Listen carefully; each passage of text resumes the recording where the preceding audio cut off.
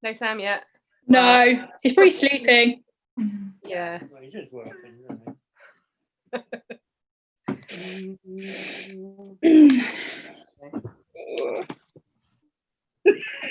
What? Shut that door. Here we are.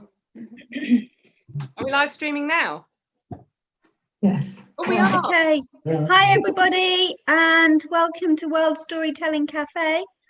This evening, Sue and Mark will be helping us to make the very most of our hats, and hopefully we'll be enjoying some hat-themed stories with them both. So I'll hand over straight away to our wonderful storytelling gang for this evening, Sue and Mark. Thank you. Hey. Thanks, Sarah. Brilliant. Okay, so I'm just gonna, so you can see just us on your screen now, I believe, but we've actually got you on gallery view, so we can actually see all of you that are in the room at the moment, which is fantastic.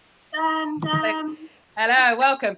So before we start, just yeah, an invitation to, there's going to be some interaction. Hi, John. Hello. John joining us there. Jane. Fantastic. So we're going to be doing some interactive stuff during the session, so do feel free if you want to leave yourself unmuted so that you can join in with the interaction and make some noise, and we can see you all as well because we've got you on gallery view. Then do feel free to leave yourself unmuted. If you know there's going to be lots of noisy stuff going on in the background, dogs barking, I don't know, people farting, whatever, then do feel free to go on mute if you like, and then unmute for the joining in bits of what you want to do. So yeah, it's really lovely to be here. Fantastic. So yeah, I'm Sue. Hello. It's lovely to be back at the World Storytelling Cafe. Yeah. Great to see you here. So I am joined by the elusive Mark Scott Ison. Elusive. In fact, you know what? I'm just gonna rename us on Zoom here so that we're all here together. So we've got Sue and Mark, and we also have, you might have noticed, another person on our sofa. Please don't be alarmed, by the way, that Mark's sitting next to me on the sofa. He is part of our support bubble. That's why it's okay to be support bubble. Nice. We're all bubbling together. Yeah. So yeah, Mark and my daughter Althea, who's also going to tell a story tonight. So yeah, the elusive Mark, who has neither Wi-Fi nor smartphone. Very clever man. So actually is a complete Zoom virgin. So we're going to be gentle with him, but I can tell just by seeing it, I can tell that he's feeling ever so slightly weirded out. The little people in the little boxes, and anyone else that's watching on Facebook or YouTube. Hello. Why can't you see them then? We can't see them because they're not in the room with you. They're not in the room. It's all right. I'll explain it to you later. So it's all right, Mark. Don't worry. Actually, it's okay. It all seems a bit weird, though, isn't it? I mean, that's me. I've been living in this weirdness for 3 months, and it's no different from some of the strangest you find on the strangest of festival fields. Oh, is that right? Just a different reality. Oh, that's good to know. A different reality. I would also. Different reality. I think it's also worth pointing out that actually Mark and John are looking. If Mark had his glasses on, they would be like twins tonight. It's like a beardy reunion. It is. Fantastic. Hi, Mark. How are you doing? I'm very well, John. See, he's getting it already. That's brilliant. Okay, so it's really nice to see that you're wearing your lovely hats. You're all looking fabulous. Now I can see some of you aren't wearing hats, and that's absolutely fine. If you've turned up without a hat because you've forgotten that there was an invitation to wear a hat, then do feel free to nip off and get a hat.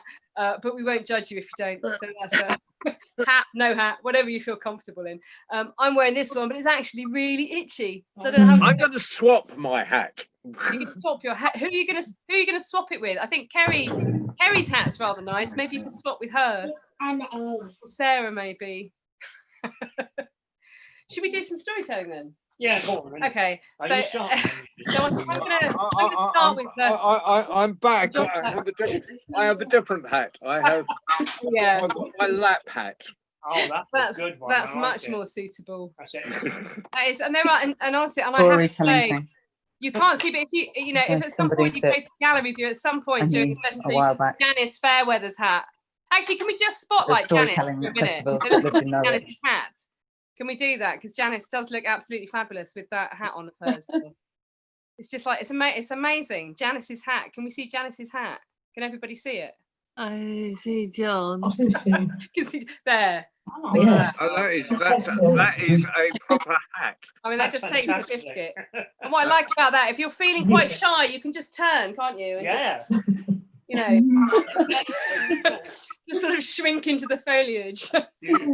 Good effort. Nice one. Thank you. Brilliant. Right, so should we tell some stories? Go on, yeah. Okay. Right, so I'm going to start off with I ended up agreeing to do this because I did mention on a sort of Facebook Messenger thread that I knew a story about monkeys and hats, and then Sarah, in her ever persuasive way, said, "Oh, will you do a session about hats?" So here we are. So I found a few more as well, but I'm going to start off with the story where it began. It was me, the only story that I knew about hats until this week, and it's a story about a man who made hats, hat maker, a milliner, if you will, who made all kinds of hats, marvelous hats. He made trilby hats and pork pie hats. He made beautiful rainbow wide brimmed hats like the one that Kerry Kwiatkowska is wearing there. He brought lovely kind of feathered hats like Janice's hat, and the beautiful sparkling little white berets like Bianca's hat there, and gorgeous concoctions with ostrich feathers on like Sarah Corbett's hat there, and hats like this. All kinds of hats, spotty hats and stripy hats, bobbly hats and woolly hats and silky hats and tweed hat, every kind of hat you could possibly imagine. Now, what he would do, this hat maker, is once he had enough hats ready to go and sell at the market, he would load them all up on his trolley, and then he would make his way to the market, and people would come from miles around to buy his magnificent hats. Now, it just happened on one day that he ended up waking up late. We've all done it, haven't we? You know, we've got somewhere to be and we wake up late, and maybe we've pulled a bit of an all-nighter. And anyway, he missed his alarm. He woke up late. He said, "Oh no, I've got to get to market. You know, he needs to be at market in time, because if he doesn't get there on time, then he won't get his pitch. He won't be able to sell his hats. And if he doesn't sell any hats, well, then there's not going to be any money for food or for wood for the fire." And so anyway, he piles all of his hats. He had hats like this, and hats like yours, and hats like yours, and hats like yours, and he put them all onto his trolley, and he started to make his way to the market. But he realised, actually, if he was going to go on the main road, he actually wasn't going to make it on time. So he thought, right, I know what I'm going to do. I'm going to take the shortcut through the forest. And so he took the shortcut through the forest with his trolley. Now, as he's going through the forest with his trolley, going through the trolley with his forest, whatever you prefer, really, he's pushing it along. It's got a little squeaky wobbly wheel, so he's pushing it, and it's going squeak, squeak, wobble. Wobble, squeak, squeak, wobble. How's it going? Squeak, squeak, Wobble. squeak, squeak, squeak, wobble. It's exactly as if you were there when it was happening. That's amazing. Isn't it? It's uncanny. Oh, that's good. So he's squeaking, and he's wobbling, and he's running through the forest. And squeak, squeak, wobble, run, squeak, squeak, wobble, squeak, squeak, wobble. And then he hit the root of a tree, and his trolley tipped over, and all of the hats were scattered everywhere. The spotty ones, the stripy ones, the woolly ones, the ones like yours, the one like yours, the ones like yours. And they went all over the forest floor. Now, unknown to the hat maker, there were monkeys up in the trees, and they were watching everything that was going on. And before the hat maker had even a moment to reach down and grab his hats and put them back on his squeaky wobbly trolley, the monkeys, they came down quicker than that, quicker than thought. They came down the trees, and they, all of them, grabbed those hats and they put them on their heads.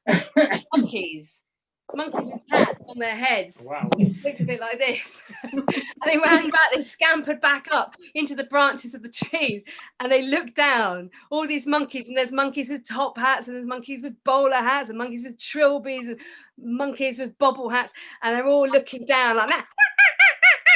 and they're making fun of the hat maker as if they were saying in their monkey words, "We've got your hat, we've got your hat." I think I need a little bit of monkey ambiance here. Can you have a bit of?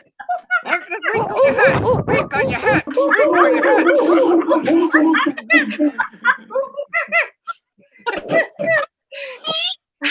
Oh, and the hat maker, oh, he was so cross. He was so cross because it's like, you know, it's like monkeys have just got that way of just making you feel like an absolute chump. You know, when a monkey starts taking the mickey, it's like, oh, you just feel such a fool, and you feel so cross with those monkeys. And he was so cross with those monkeys, and so he started shaking his fists like that. It's going like this. The monkeys. Can you join it? Can you do a bit of quite cathartic? You know, get a bit of aggression like this.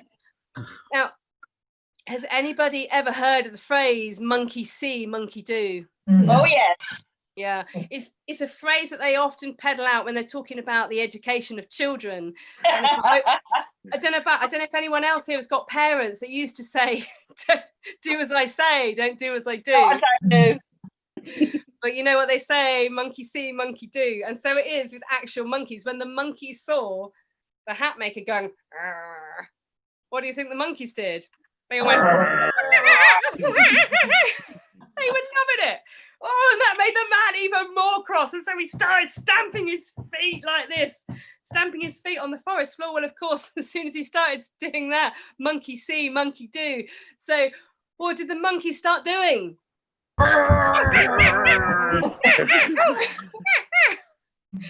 Oh, the man was so cross. He was so cross, and he just wanted to have his hats back, and he just wanted to get to the market, and he just wanted to stop these monkeys taking the mick. And then he had an idea. Monkey see, monkey do. And so he took off his hat and he threw it in a rage down on the forest floor. You can do this. You can join in with this bit if you like. And he took off his hat and he threw it down on the ground. And of course, all the monkeys, they took off their hats and they threw them down on the ground. And the man gathered up all the hats and he put them back on the trolley and he made his way to the market. Squeak, squeak, wobble. Squeak, squeak, wobble. Squeak, squeak, Wobble. All the way to the market. And when he got there, well, he didn't sell quite as many hats because he didn't get quite such a good pitch because he was a little bit late after all his dealings with all those monkeys. But that night when he got home, first thing he did was he fixed that wheel and he put some oil into that wheel. So from now on, every time he's late and he has to go through the forest, he goes through very, very carefully. And instead of going, squeak, squeak, wobble, squeak, wobble. Here is my hat. Wobble. Instead of doing that, the trolley just goes.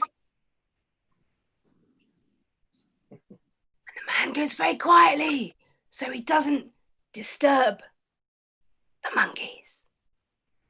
Whoa.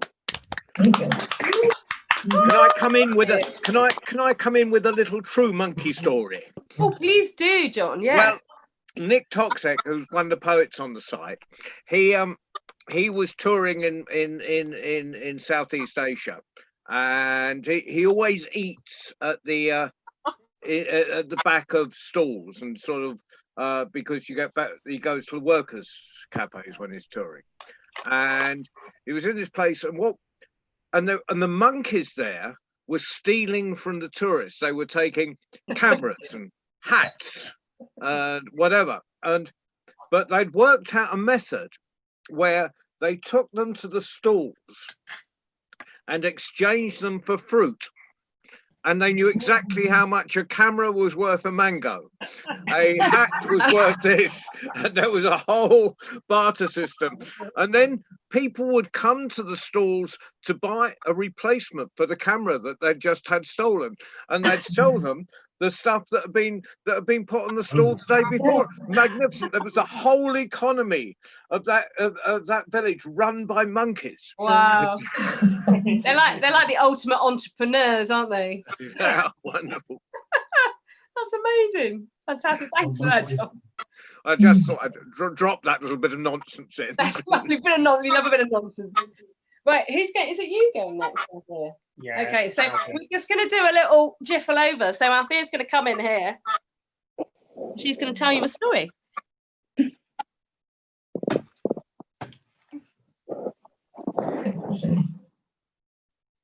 we go. Hello.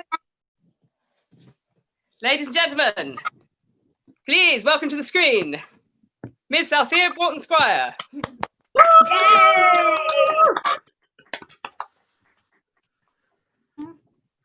Hello. This is a story that I made up on the way home from school today. I hope you like it.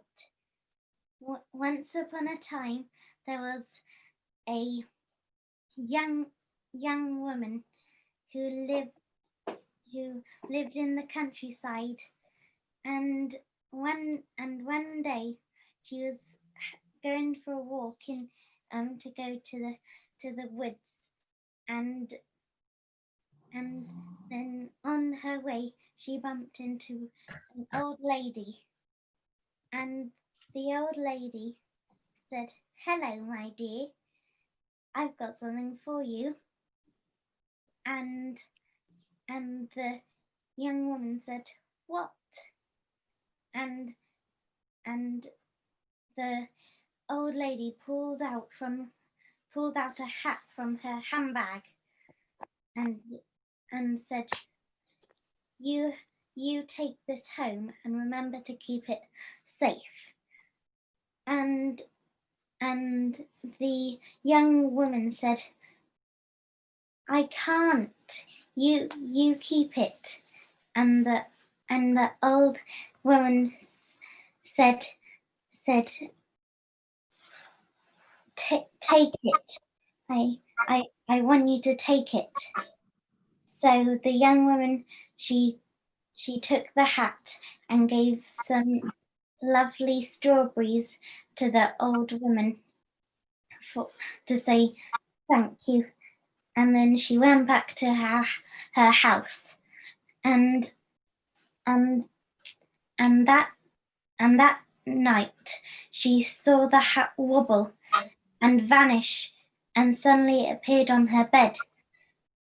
But she was so tired that she just fell straight asleep. And the next morning she put the hat on, but something was inside it, and it was a little box.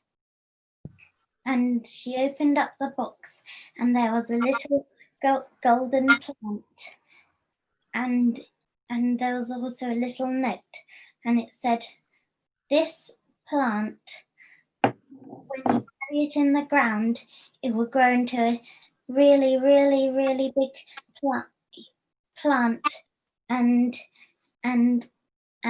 up it will go. And then when you climb up it, you'll be in another world, which will have a lovely campsite and a and a woodland with a clear running stream." So the young woman ran outside and buried it in her garden. And the next morning, she went outside, and there was a huge plant in front of her, and she climbed up it, and it took her about 5 minutes. And when she got up, she reached the campsite, and it had a little camper van in it, and she went in, and it had lovely fairy lights and a little cozy bed and a little cozy kitchen. and then when she went outside, and she went into the woodland, and she saw the fresh running stream, and she just jumped in straight away. And then she was just swimming and swimming when she found a little golden flower, and then words suddenly appeared on it, and it said, "This flower will help you through life if anything gets hard." And she treasured that flower all her life, and she always went up the plant. She always climbed up the plant into the other world. Whoa. Hey! Wow! Okay, that's lovely. Thank you. Fantastic. Next generation of storytellers. Yeah, I know, we're all retiring. We're all retiring. There's some good parenting gone on there. I we're wonder all where you got all that retiring. campsite stuff from, Elsia. I have no idea. We will share a campsite together next year. We will. I'm in. Wonderful. We will. Sue. Oh, did somebody say? Hi, Sue. It's Sarah. Hi, Sarah. When you said you were going to do a story about monkeys, Uh-huh. I've Yeah. went Oh. and found this picture for you. Oh, Is it like some kind of monkey that's outside, really isn't it? lovely. This is Yasmina, who my daughter saved from being a performing monkey in Marrakesh and looked after her till she was big enough to release into almost wild out near the waterfalls in the countryside. But I've got some good monkey stories for one day around the fire next to the camper van. Oh, yeah, lovely. With the fairy lights. With the fairy lights and the cozy bed. Oh, yeah, that. But when it comes to really naughty pets, my friend Barbara's here and she could tell a story too. But back to you, Sue.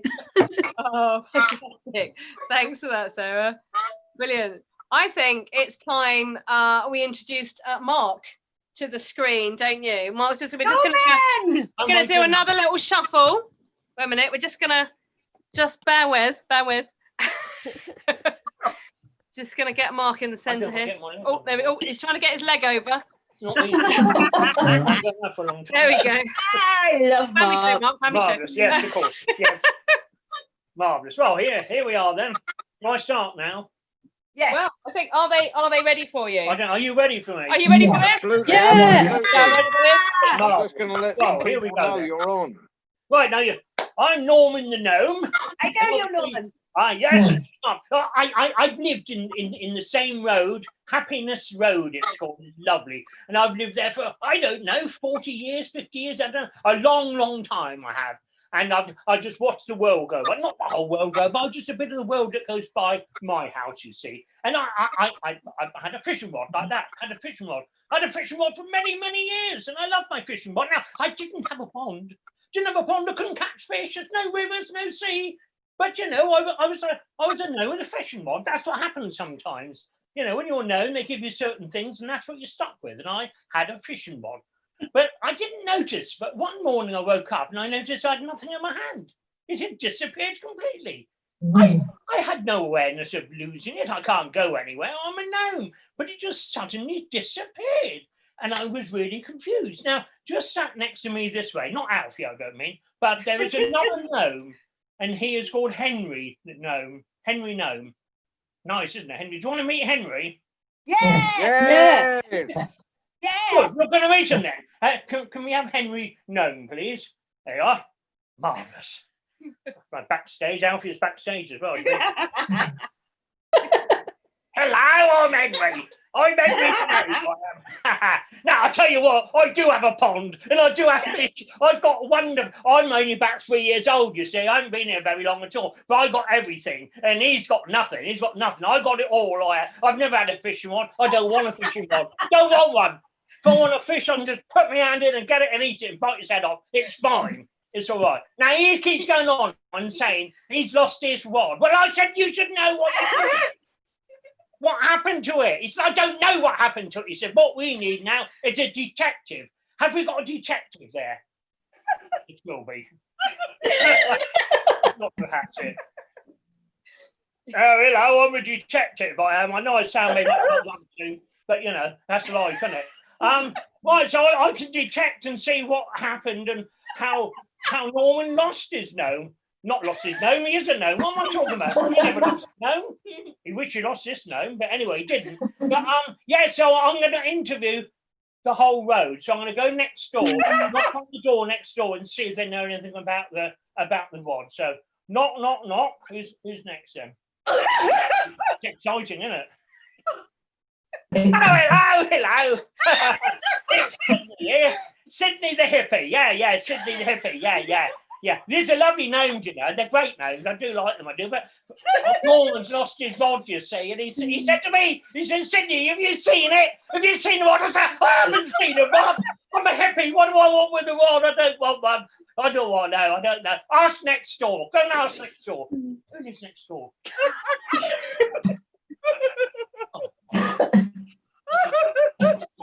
Is that Colonel? What's his name? What's his name? Somebody say a name. Anyone? Vladimir. Vladimir. There we go. Vladimir. My name is Vladimir, and that's a tough accent. My name is Vladimir, and I live next door to the other two. I don't know the gnomes as well as they do, so I don't know quite so close. But I do know that Norman keeps going on about losing his rod, and I haven't seen it. I haven't, honestly. It's nothing to do with me at all. I think what we should do is ask next door. Who's next door? I wonder who next door. I wonder. It's very exciting. Oh, it's Florence. Look, it's Florence. Hello, I'm Florence. I am. Yeah, my name's Florence. It's really funny actually talking about fishing rods because I've got a whole big collection of fishing rods. I've been collecting them for years. I've got about 251. But I don't have his rod. I honestly, I haven't got his rod at all. I haven't. And I really feel sorry for him because I'd hate it if I lost one of my rods and I got 250. So let's ask next door. Who's next door?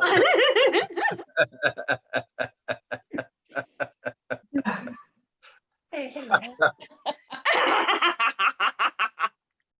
I'm Emily. Are you in Coronation Street? Yes. Oh, have you seen me before? Oh, that's nice, isn't it? I didn't realise I was famous. Isn't that nice? No, I do like Norman. I could have been stuck on him, actually, but it doesn't do it for me without the rod. It was something about holding that rod that made me think that, you know, there's some rigidity. Is that the word? I don't know. Yeah, I bet. Is that a word? Yes. Yes. Anyway, I don't see next. Is anyone else next door? I can't remember. I don't know how many hats I've got. Oh, yes. And what's his name? Bob. Hello, my name's Bob. I used to have a goldfish called Bob as well. He used to go around, he'd swim round and go, Bob. Anyway, I don't know nothing about fishing rods at all, so I move on. Is there another person? Is there? Oh, is there another person there? Oh, yeah. Hello, my name is Sydney too. Yeah, we're sort of friends. Sid and Sid, we go out on a night and have a few pints of lager. That's quite nice. What about fishing rod? Well, I don't know really. I don't know much about him at all. I know there's two gnomes there, and I know they don't like each other very much. And I know the one we met at is a newer one, isn't he? And the other one's been there for donkey's years. But I don't know nothing about no rod. No asking me. Is anyone else to ask? Oh, Good yeah. thing it's not a cul-de-sac. My name is Fireman Giles, and I live next to all the other ones, and I drive a tractor to work. I work on a farm, but I keep my tractor inside the garage, and in the morning I get in the tractor, and my farm is about a mile down the road, and I love just chugging my tractor like that, driving it like that. That's how you drive, isn't it? That's how I drive anyway. And I like to be very, very slow. And there's normally loads of people behind me blinking their horns. They're blinking their horns to say, hello, good morning. And when they go really slow, I like to go even slower, just to annoy them. That gets me through the day, really. Who else have we got? I can mention that. I don't care about the one. I don't know. Oh, I'm so sorry. Can I just ask, where's your whippet? Where's my whippet? You got your flat cap. Where'd you rip it? That's very personal. Where'd you rip it? What was the cultural stereotypes here? Yes. I can say that. I'm a northerner. My name is Samuel, and I'm a vicar, and I feel very sorry. No, I do. I feel enormously, very, very, very sorry that he's lost his fishing rod, because a fishing rod is such a spectacular thing to have, isn't it? Oh, thank You're a you. vicar. Oh, yes, vicar. Yeah, yes, that's better, isn't it? It doesn't. Does that work? Yes, yes, I'm a vicar. Yes, and so what I would say to you, Norman, is pray to God above, and I'm sure something will happen. The rod, a great rod, will come through the sky, maybe. I wouldn't bet on it, though, anyway. Who's next? Bring me my rod. Bring me my rod. Oh, yeah. Ah, now then. Not this one yet. Just hold on to him. Can you give me Norman? Norman, yes. Ah. Hello, it's me again. Oh, is that hello. I know, Macy. Hello, it's me again. Yeah, well, I've just been following the story and all that. Yeah, one thing I should have mentioned, actually, that I've been thinking about my rod, you see, thinking about my rod. And I remember something. I think it might have disappeared in December. Yeah, towards the end of December. I know, that's what I thought. And I remember seeing a little flash of red. And also I could hear some bells ringing. Does that give you any clue? Flash of red, bells ringing. Who might that be? No. Need more. Mick Hucknall? It could be Mick Hucknall. It could be, but I think it's rather a fat guy who wears red and has still Mick Hucknall. He's unshaven. Yes, it is Mick Hucknall. Absolutely, that's right. No, I actually think it's the man who comes once a year and delivers presents. I do. I think it's Santa. Should we talk to Santa? Yeah. Ho, ho, ho! Merry Christmas, you all. Let me just tell you something. Now, I'm a very good chap. I'm a very good chap. Once a year, I deliver all the presents to all the good children. I have a list of naughty children, it's the good children. And on Christmas Eve, me and all the elves chuck all the stuff on the sleigh and that, and we start off with the reindeers. We go off and we go around the world, and we deliver all the nice presents and surprises to the nice children. Now then, you have to be very carefully, because children, if they especially wrote letters to me and sort of want this in particular, you've got to give them some, haven't you? You've got to give it to them. Now, little Bruce was 8 years old. He'd asked for a green fishing rod.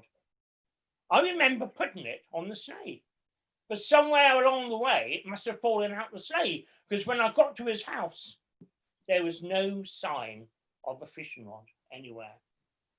And I thought, Then I remember I was on this particular road, and I remember there were two gnomes, one with a green hat, one with a red hat. And one with the green hat looked like he was asleep. So I know I shouldn't have done it. I know I shouldn't have done it, but I took the fishing rod and I actually gave it to Bruce. But what I was going to do is when I got home, I thought the first thing I'm going to do is find a nice green fishing rod and go back quickly, because I can freeze time, I can be back instantly, and no one will know. But Mrs. Claus, she said, "Oh, it's nice to see you back there." A big hug, and she said, "Would you like a mince pie?" I said, "Yes, please." And she gave me a nice big hot mince pie with brandy in it. And then I had another one, then a cup of tea, and I fell asleep when I woke up. I forgot all about it. And now I feel really bad. But I am really a good person. So the solution to what happened to it was, yes, unfortunately, me, Father Christmas, had nicked it. But I will get them another one and an extra good surprise. Anyway, very nice of you to come and see me. Have a lovely Christmas. Ho, ho, ho! Merry Christmas! Merry Christmas! Ladies and gentlemen, Mark Skyson.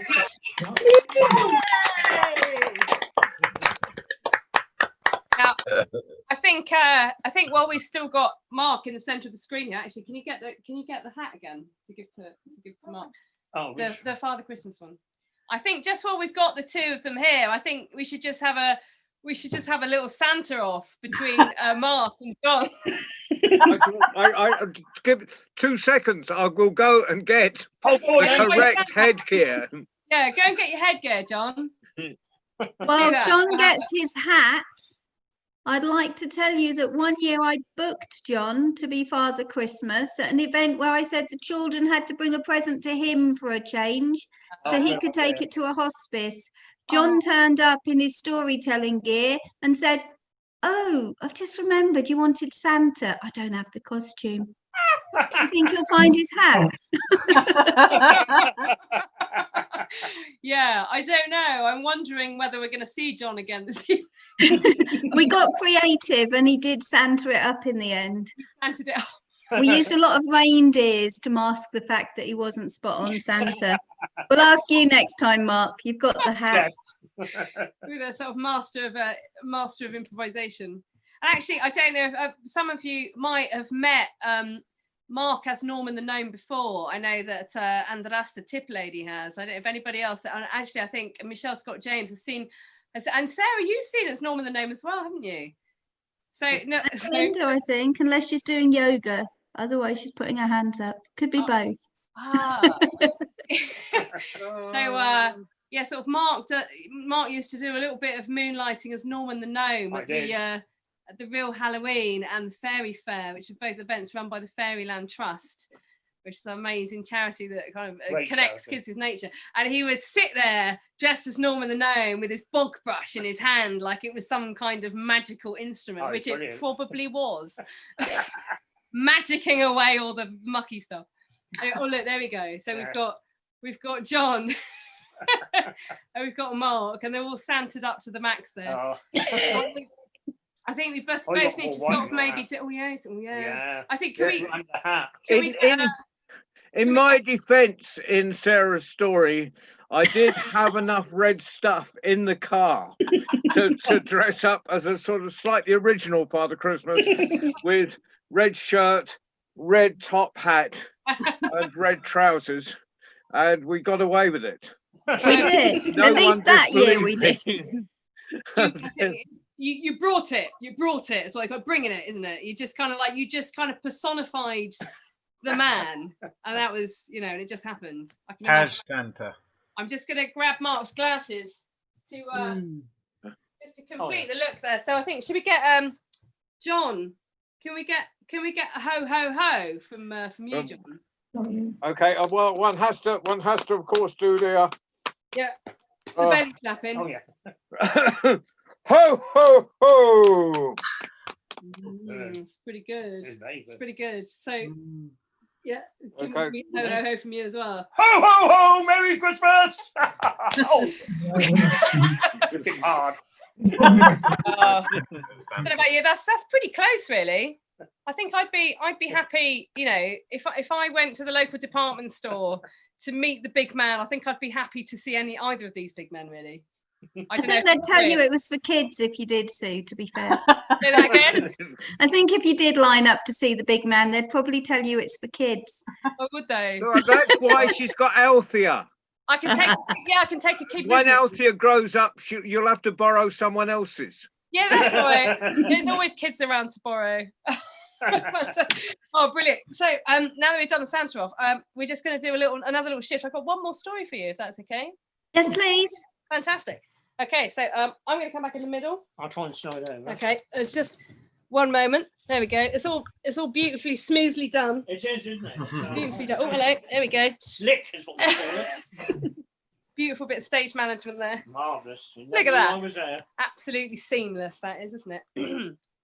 Okay, so as I mentioned earlier on, just at the beginning of the session, for anyone that wasn't here, that I ended up doing this session because I think I sort of accidentally mentioned in a Facebook Messenger conversation that I happened to know a story about hats, and then Sarah was like, "Oh, come and do a storytelling session about hats."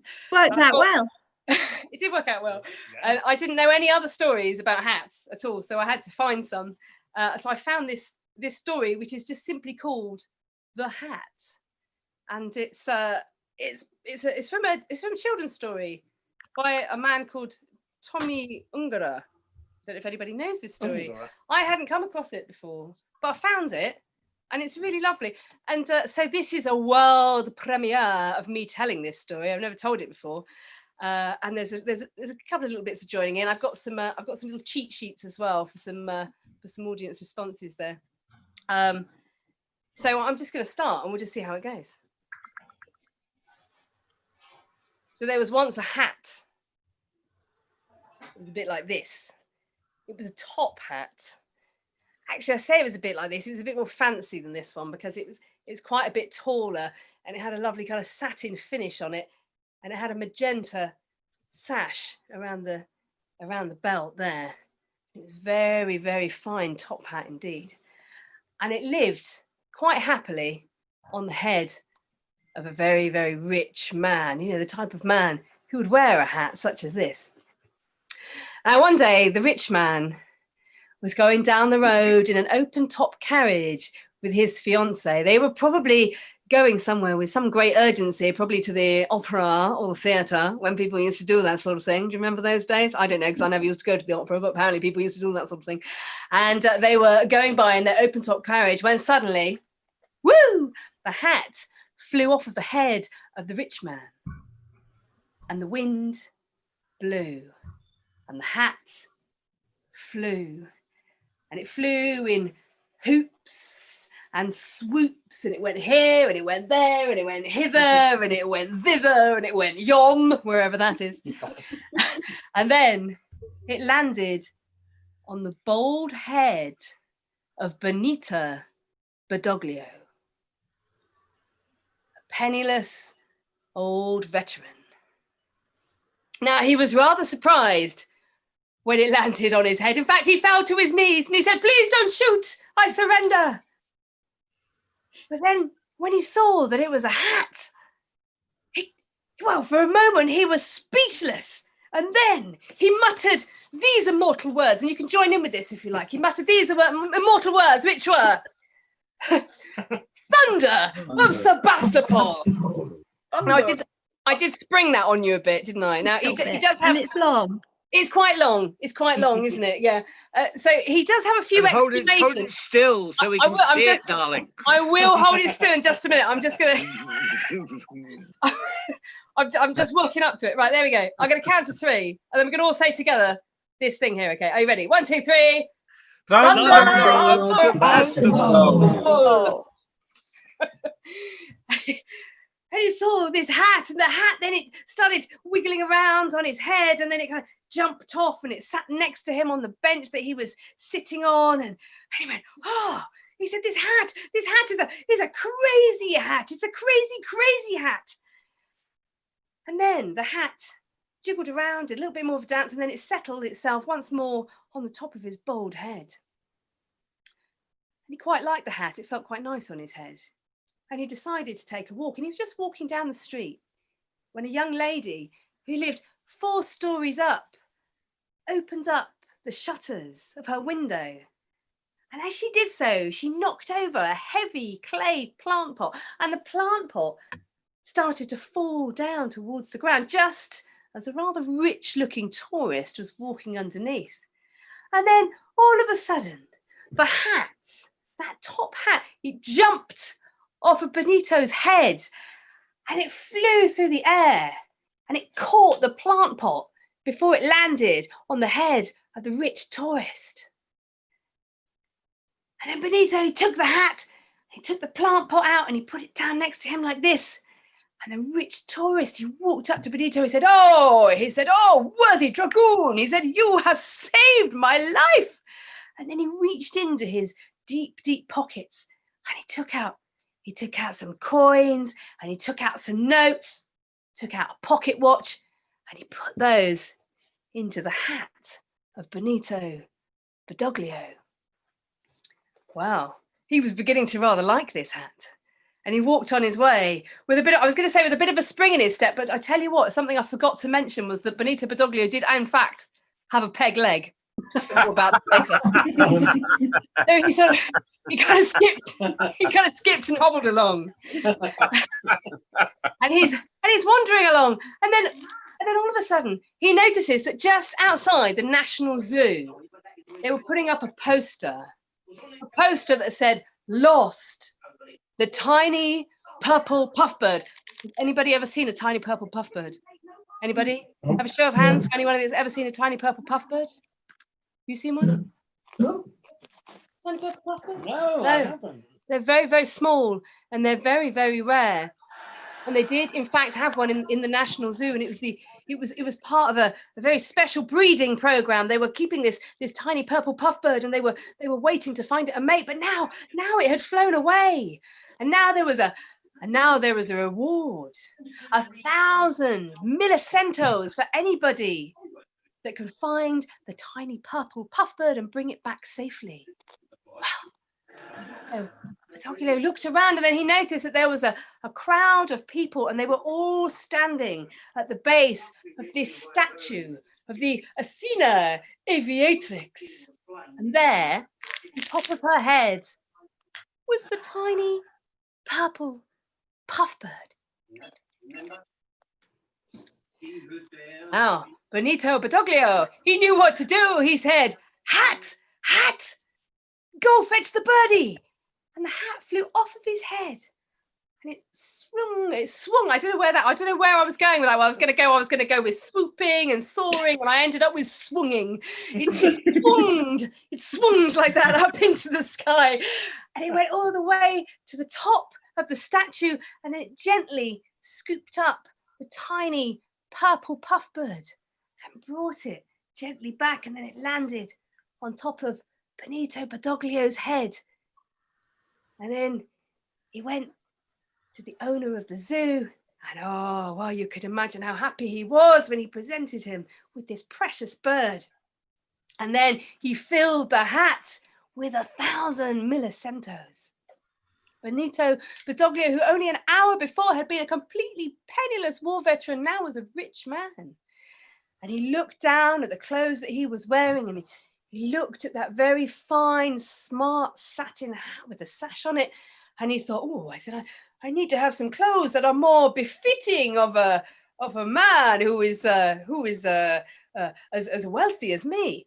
And so he went to the tailor's, and he had some clothes made, especially some first tailored clothes he'd ever had in his life. This suit that fitted like a glove, a lovely, lovely cotton shirt, a little nice cravat there, and he even had a little silver wheel fitted to the bottom of his peg leg. So now, when he was strolling down the street, he wasn't strolling and limping, he was strolling and he was rolling. Oh yeah. And that was Tommy Youngura's words, not mine. I can't take credit for that. The strolling and the rolling. It's rather lovely though, isn't it? And he's strolling and rolling along, and then all of a sudden he hears gunfire, and he smells gun smoke. And so he said, after 3, 1, 2, 3. He exclaimed. And suddenly the old soldier in him kicked in, and he wanted to see what was going on. And he walked along, he rolled and he strolled a little bit further until he came to a wall, and there were the police and there was the army, and they were all lined up and they had their cannons and they were all facing towards a tiny farmhouse. Well, it just turned out that Benito Patoglio, he knew the captain, and he went up to him to find out what was going on. And he said, "We've managed to find out the hideout of a gang of terrible cutthroats, and we've cornered them in here, and I'm sure a bit of this cannon fire will soon sharpen their minds and bring them out." Benito said, "Look, if you will permit me, I think maybe I have a plan that I can flush these cutthroats out of their hideout, and I will spare the lives of all of them." And the captain said, "Oh, very well." And so Benito said, "Hat, hat, go to the chimney." And the hat flew off his head, and it flew through the air, and it landed on the chimney. And before long, a white flag appeared at the window. And then the cutthroats came spluttering and coughing out of the door. And the army and the police, they were taken away by them. Benito Patoglio put his hat back on his head. He was really starting to feel like quite the local hero now. And the next morning, as he was sitting down drinking his coffee in one of those very, very posh cafes that he'd never been able to afford to eat at or drink at before, he was just reading the newspaper when suddenly he glanced across and he saw a handsome young cadet who was sharing a little bit of gossip with a young mother who had her pram next to her. And the young cadet, he was smoking a great big fat cigar. And he was letting the ash drop into the pram. Can you imagine? Oh, I know, it's shocking behaviour, isn't it? Shocking behaviour. Well, the next moment, there came a spark off of the cigar. It fell into the pram, and suddenly the pram is on fire. And the mother, my goodness me, goodness knows what was going on with her instincts. Instead of scooping up the baby as she should have done, she went, fire, and she let go of the pram. And the pram started to roll down the hill. And Benito Battaglio, he saw this and he exclaimed out loud after 3, 1, 2, 3. Oh, no, what you kidding? And he said, hat, water now. And the hat jumped off of his head and it went to the nearest fountain and it filled itself up with water. And then Benito Battaglio, he ran and he wheeled down the hill and he managed to catch the pram, and the water fell from the hat and it quenched the fire just in time to save the baby. And just as he was about to receive his praise for being such a hero in this town, suddenly there came more chaos. A horse came rushing by. It had been stung on the bum by a hornet. It had already run amok through the market, and there were people lying here, and fruit and veg and meat and cheese and bread everywhere, and broken pots. And the Countess d'Aspodisco was in an open-top carriage, and her horse was out of control. She said, help me. And Benito Battaglio's hat flew off of his head, and it flew through the air, and it landed on the face of the horse. The horse could see nothing, and it stopped the horse in his tracks. Oh, the Contessa, she was so overwhelmed that she fainted in the arms of Benito Battaglio. And when she finally came round, she went, oh, my hero. She said, you must come and meet my brother-in-law, the Archduke. And so the next day, Benito Battaglio was taken before the Archduke. And the Archduke wasted no time in making him a decorated man. And when I say a decorated man, I don't mean that he got his paint roller out on the wallpaper. I mean, he was absolutely covered with medals. And he was given the title of Minister for National Emergencies. Uh-oh. Oh, but that wasn't all. Oh no, this was a good day for Benito Battaglio, because you see, the Contessa, she had a little bit of a sweet spot for him now. And he had a bit of a sweet spot for her. And so he went to the florist and he bought her 10 dozen red roses. And he took them to her and he serenaded her at her window. And as he sang to her, he fell more and more in love. And as she heard his singing and she smelled the smell of the roses, and she fell more in love with him. And before long, they were married. And everybody in the town, they came to celebrate this great joyous occasion. Benito Battaglio and his beautiful wife, they danced together in the moonlight. Her on her dainty little feet, him on his one foot and his little shiny wheel. Oh, you should see how they spun around the dance floor together. Happy occasion it was. I'm not doing this. This is Althea doing And then at the end of the evening, they got into their carriage and they went off to start their honeymoon in Sardinia.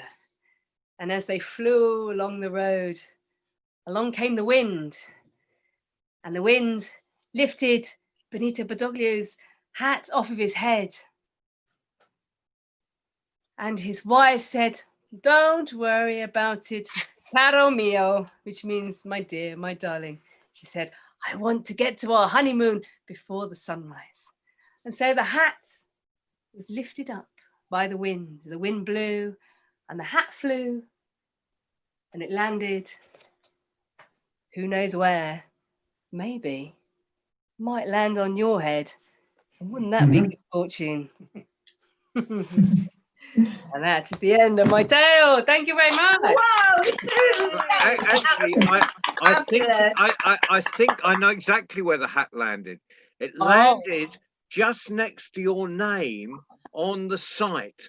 And to have good fortune, people need to put a coin or two into it. And so yes. Yes. So Did you go notice? to the site, find Sue's name, and find the little hat next to it, and bring Sue some good fortune, because this has been a brilliant evening. It will be shared 3 ways between the 3 of us. So anything that goes in the hat will be shared between Mark and myself and Althea for some extra pocket money. So did you notice the bit of subliminal work that I did? You know, we do this thing about like stories, you know, they really stick. And you know how I had a couple of moments where there was money going in the hat. Yes, yes. A bit of subliminal going.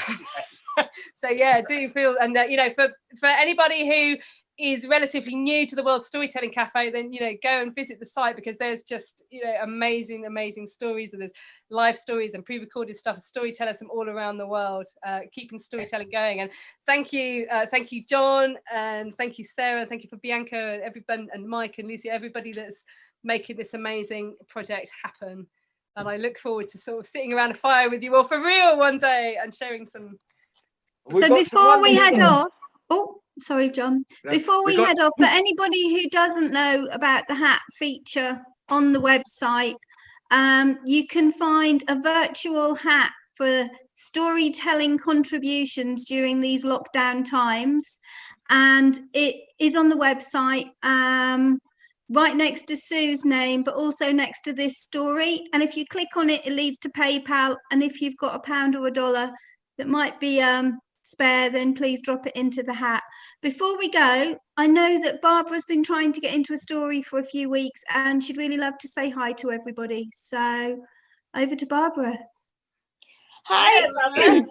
So, hello, darlings. I come from New York, and I was born in a handbag that was left in the subway, and these nice 2 people adopted me, and my Aunt Dorothy, who's a really big snob, took me to the opera, and she said, "Ooh, we can't have you like this. You must become much more sophisticated." So it was the magic flute, and she told the flutist in the audience, no, in the pit of the orchestra, she said, "You have to get a hat that will make you and my niece just more sophisticated." So the magic flute played, and a hat went all the way from the pit through the air in the Metropolitan Opera House in New York, and here it was. And so she said, "Ooh, now you can go to lunch with all the fancy people I would like you to meet." And I spoke up and I said, "Hello, darling. I don't know what this hat is supposed to do, but I got this accent because of Catastrophic Hearing Loss magazine said that this accent was the most sophisticated thing I can do." And she was horrified.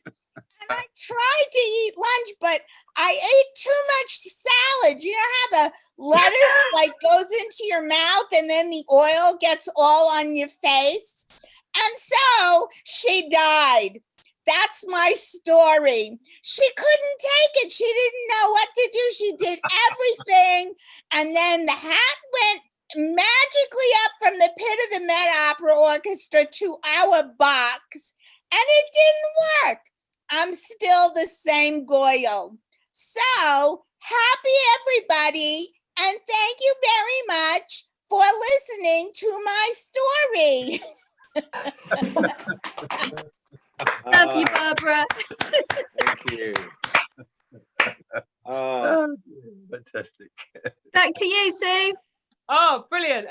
Great. I don't know if I've got anything else to say, really. Okay, so thanks to everybody for coming can along can today. I do a little bit about what's coming up? John's gonna While sell you some more wonderful you're all here, experiences. never miss an opportunity. We got loads of live stuff coming up. We got Pauline Corden on Friday with live children's stories. Be brilliant. We got Mike Rust, who's really one of the greatest folklorists and collectors in the country, coming on live on Saturday night. On Sunday night, we've got Paranan from live from India. She's staying up specially late so she can come up. And then on Monday, while we couldn't have an open air at all, I thought we'd have a mailer. And so I've got some Indian storytellers and poets and singers, and we've got that live on Monday. And we've got people from India, and we've also got people from Norfolk. Got Samir from Norfolk, so is coming on to do a song for us. Loads of you will be familiar with Samir. So we'd love to see you back, and bring some friends. Bring friends. I think that's the important thing. We should always bring friends. Mike brings friends. He's built a special bring friends bit in his garden. They do sporty things. so bring some friends, and we'd love to see you back. Sue, that's been gorgeous. Sarah, that's been marvellous arranging this. Thank you. And Mark and Althea. Thanks, Bianca, for keeping us all almost under control. You did a wonderful job. See you all back here another day. Love you all. Love you. Bye.